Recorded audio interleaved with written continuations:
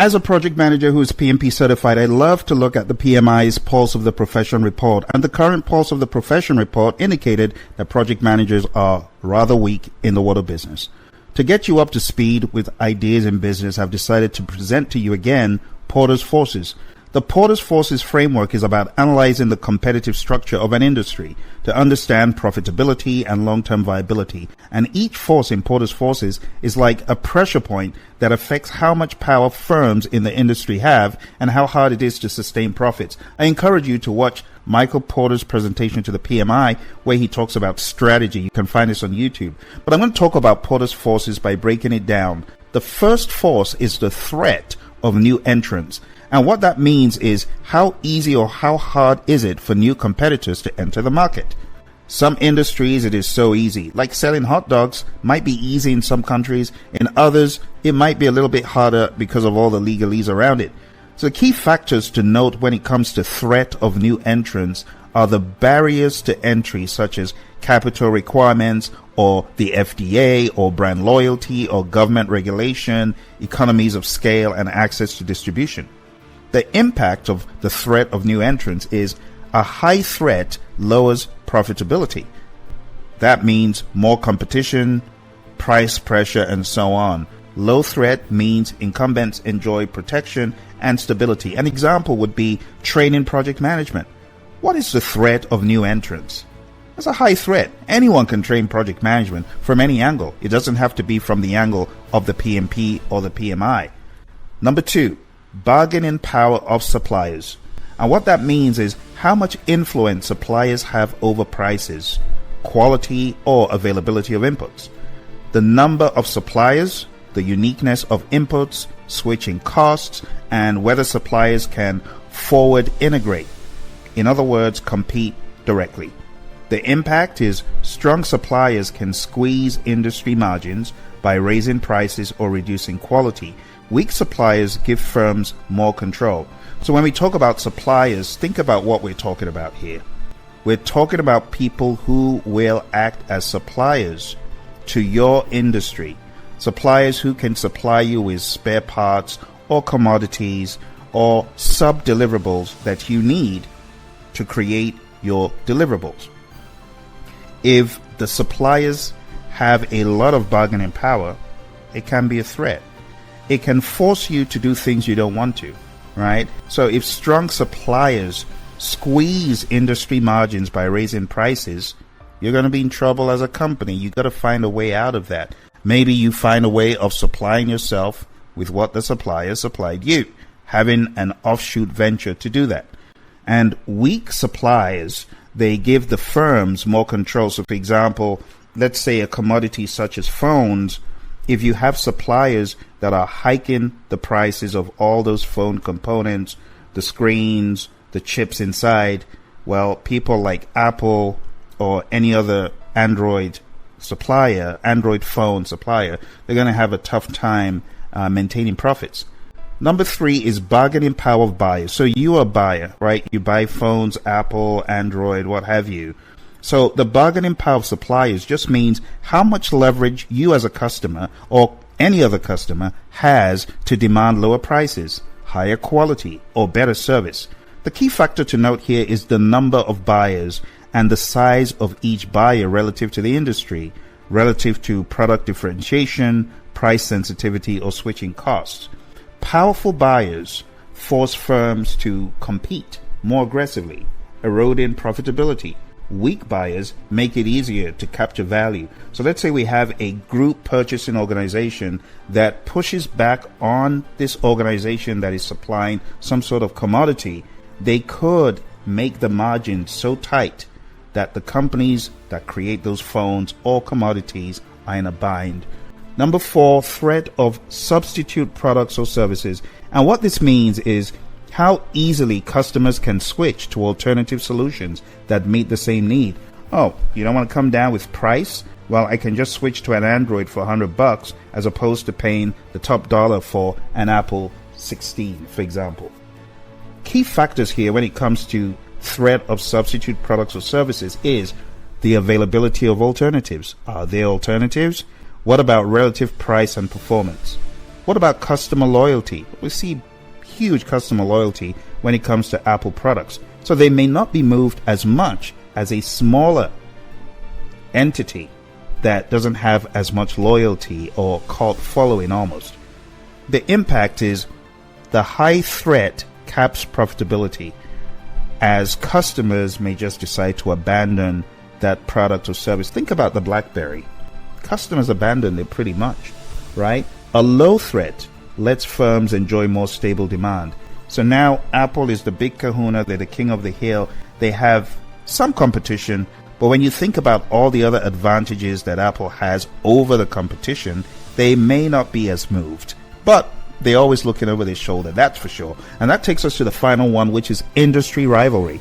And what this means is the high intensity of competition among existing firms. We look at the number of competitors, industry growth rates, product differentiation, exit barriers, and cost structure. You may look at the other industry over your shoulder and say, well, they don't scare me.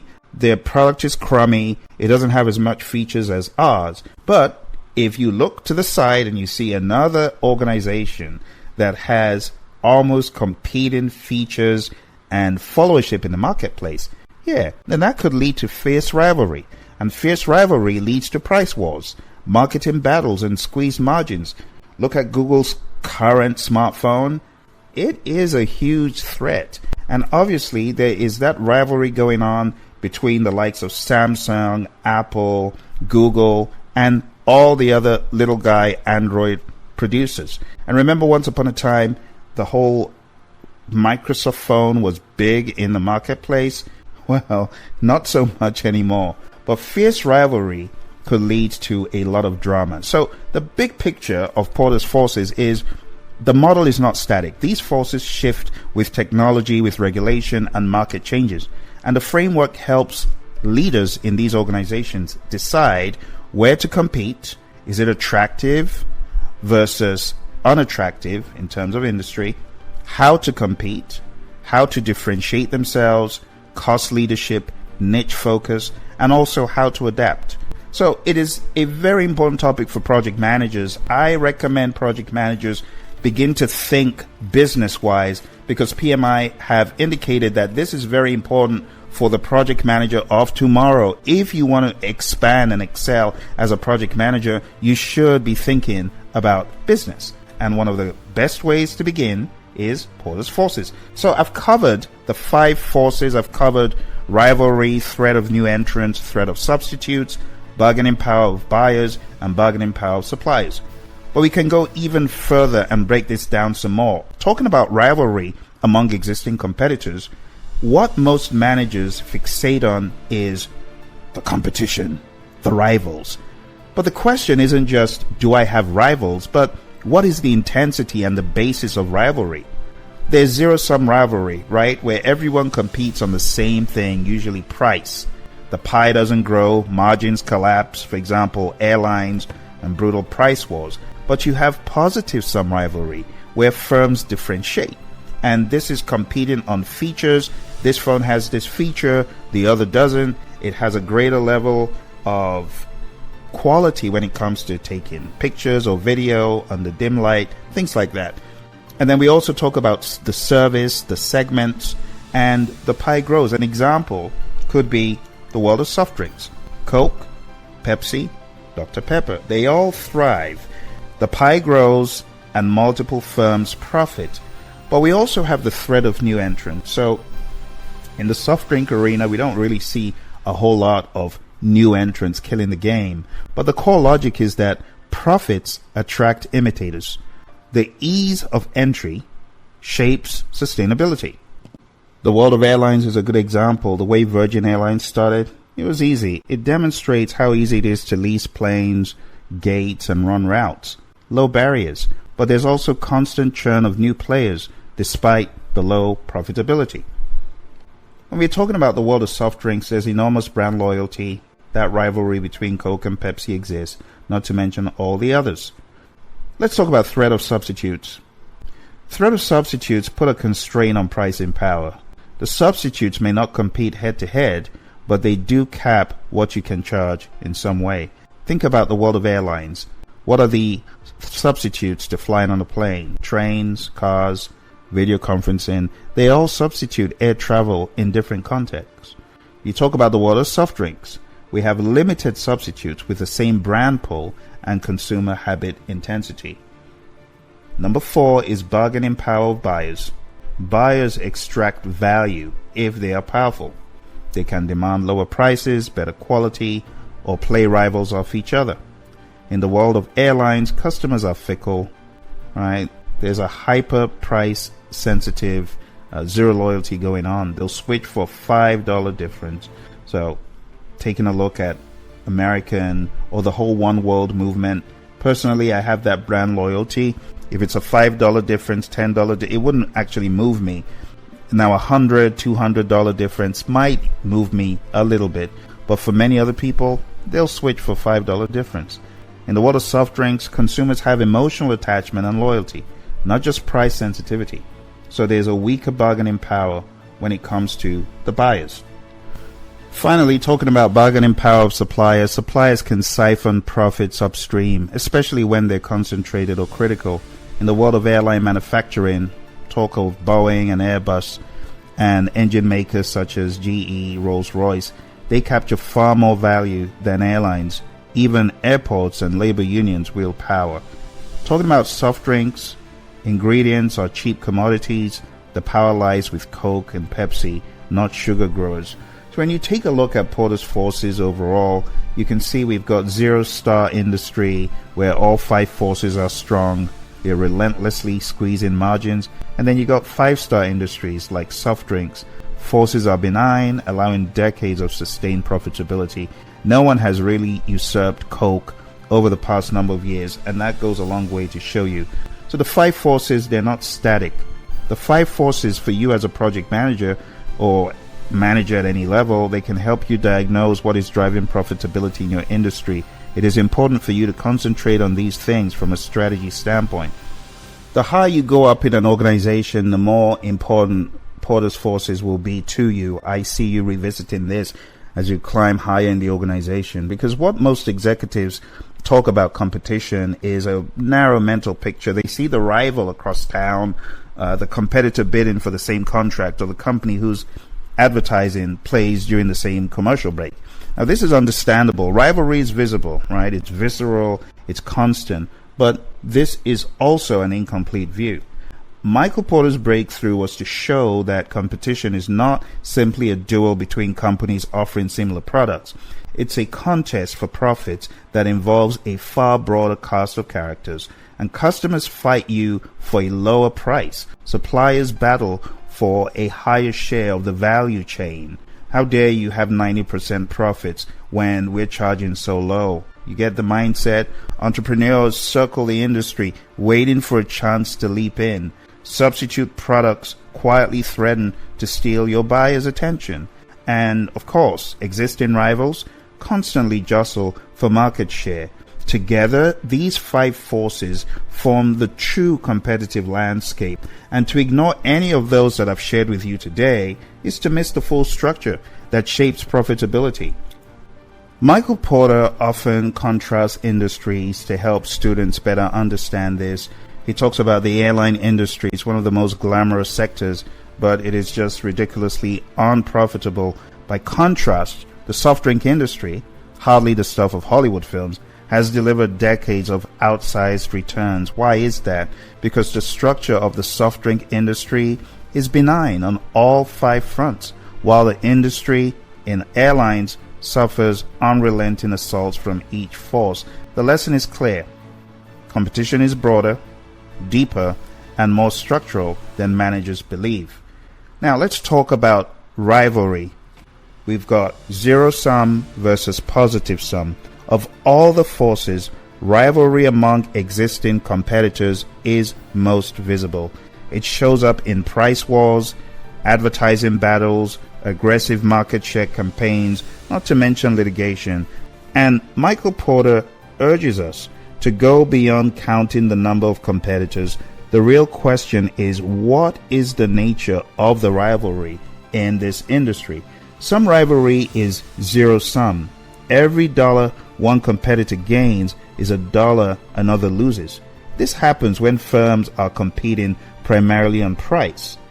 A good example is the airline industry. As I mentioned, a passenger is fickle and they'll switch from one carrier to another for just a few dollars, even though people like you and I may not, but majority of the passengers will. Time, loyalty, service, quality, none of these reliably outweigh the price.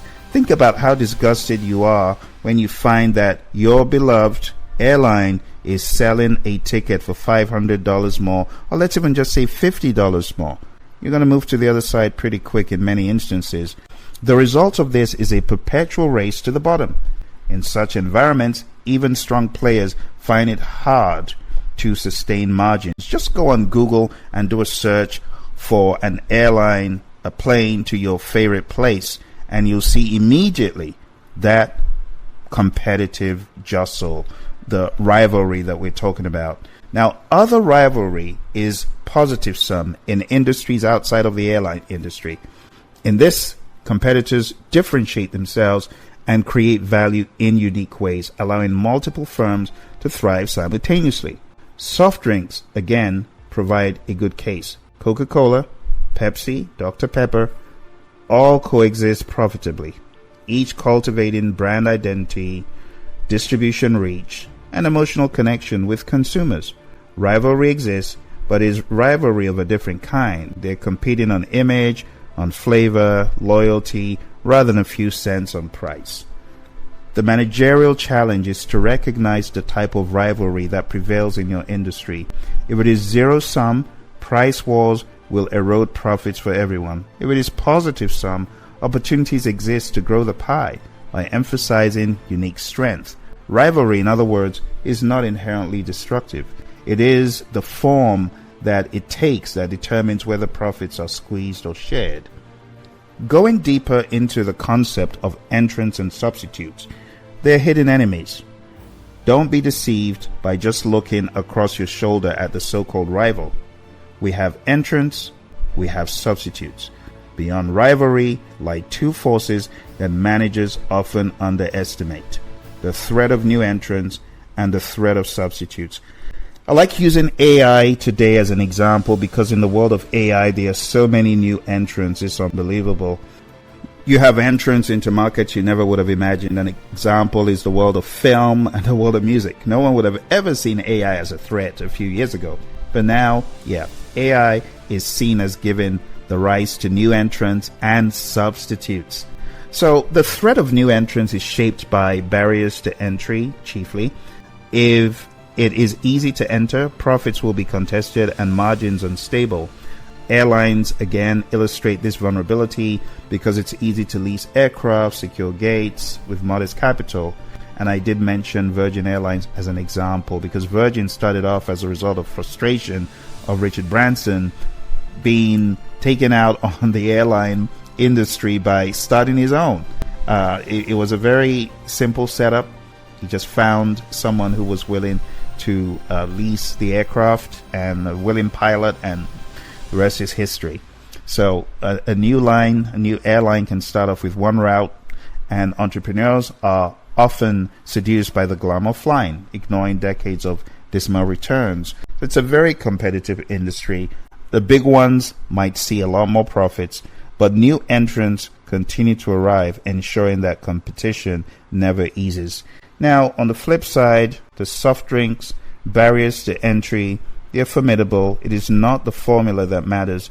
It's not the sugar and the water that are the problem, right? Those commodities are readily available, but the billions required for brand building, marketing, distribution networks, it's like a fortress, all right? And these fortress-like barriers protect the incumbents and sustain profitability decade after decade.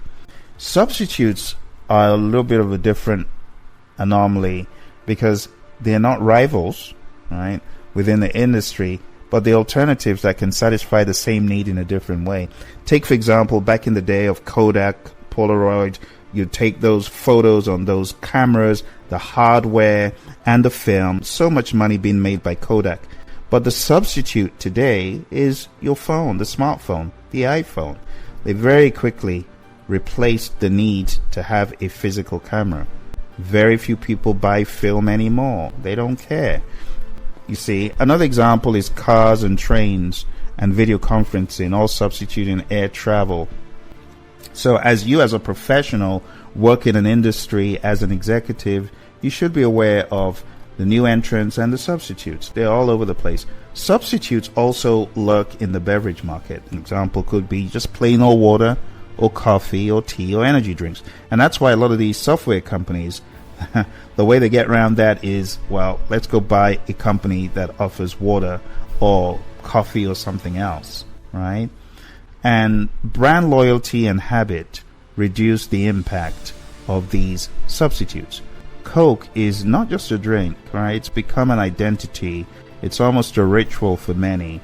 The same token, we talk about Red Bull, also cult following. Some people would not go to Monster. They just stay right there by Red Bull and vice versa. So substitutes exist for soft drinks, but they do not exert crushing pressure, same as in any other industry.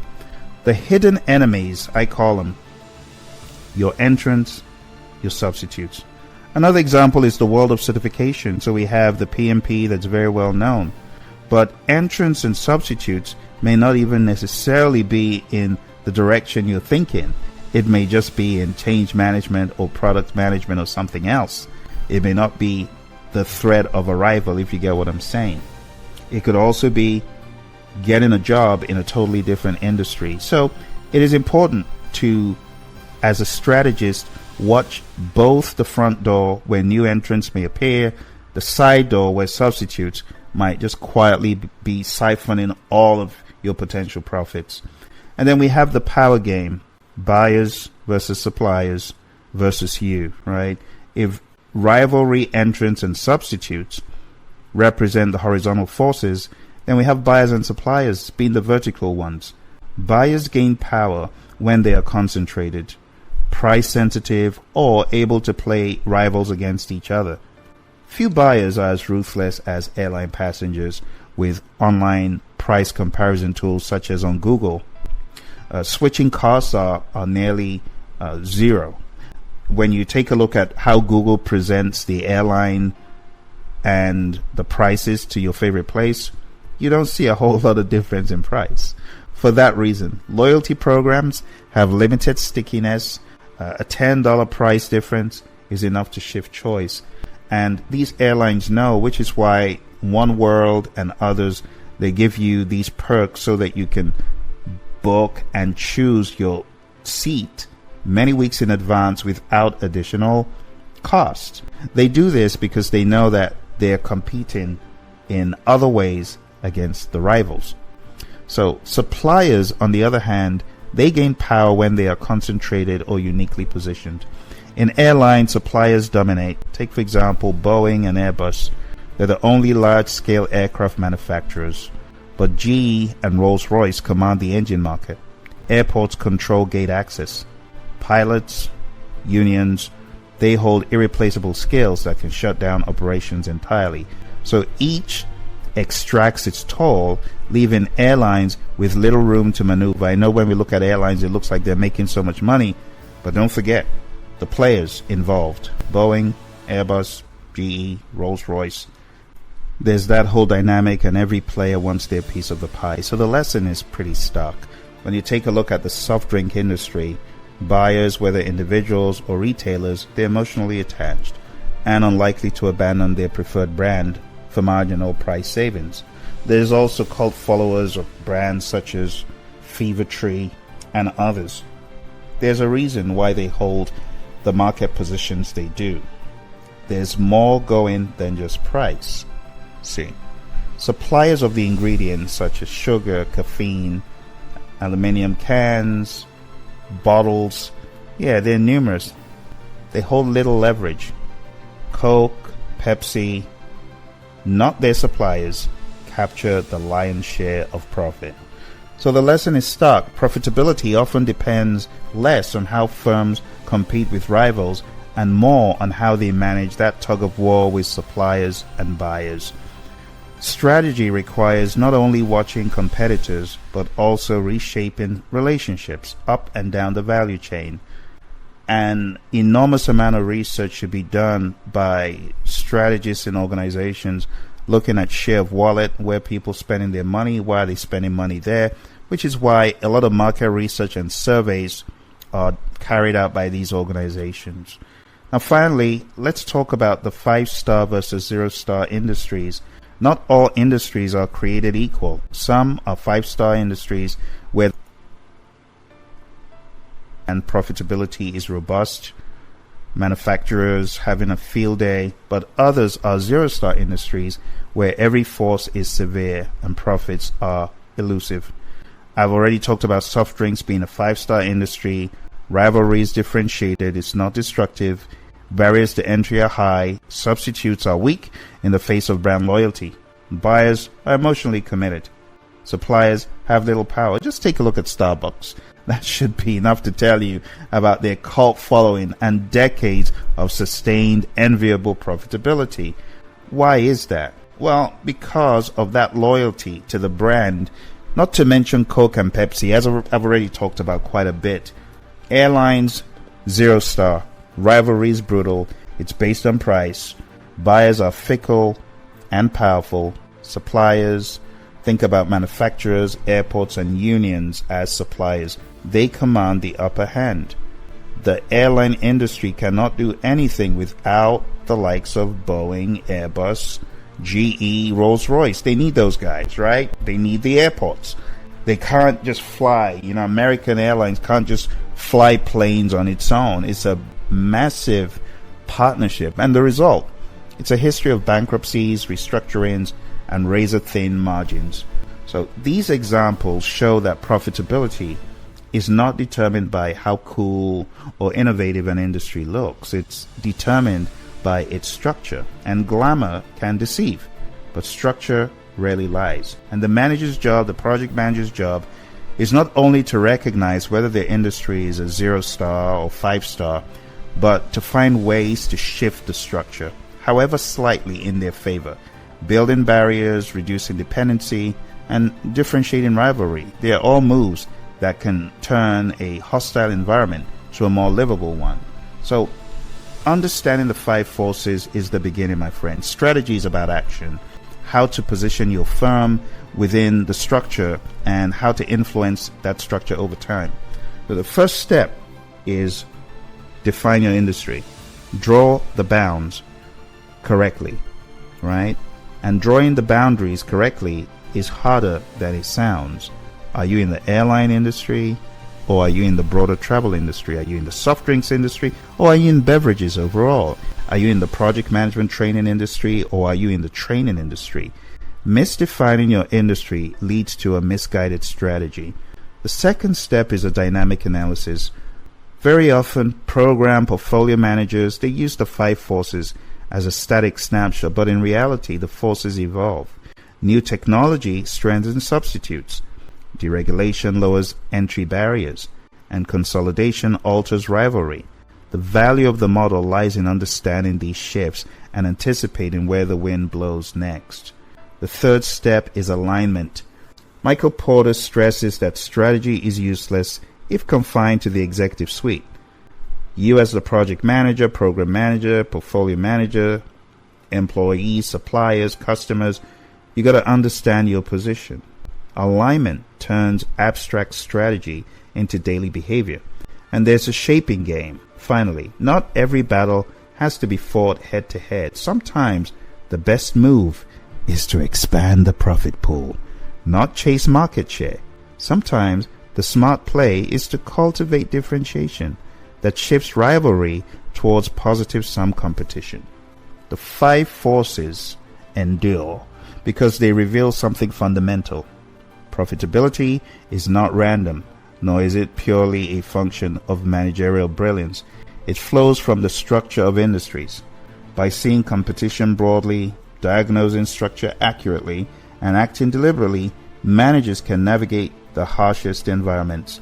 So, my friend, my charge to you is seeing competition for what it is, understanding how to play the those chips, understanding the battlefields.